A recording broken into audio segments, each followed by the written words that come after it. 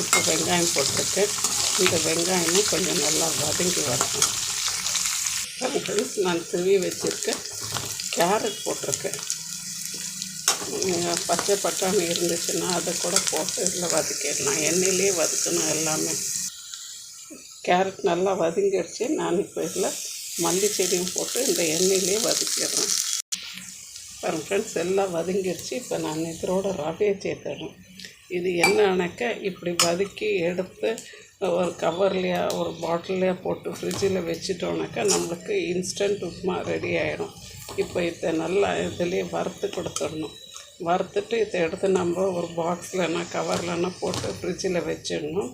பின்ன தேவைப்படும் போது நம்ம இதை எவ்வளோ வேணுமோ அவ்வளோ எடுத்துக்கிட்டு அதுக்கு கரெக்டாக நம்ம தண்ணி 1:2 வைக்குமா இல்லை 1:1 வைக்குமா பார்த்து அவ்வளோ தண்ணி, உப்பு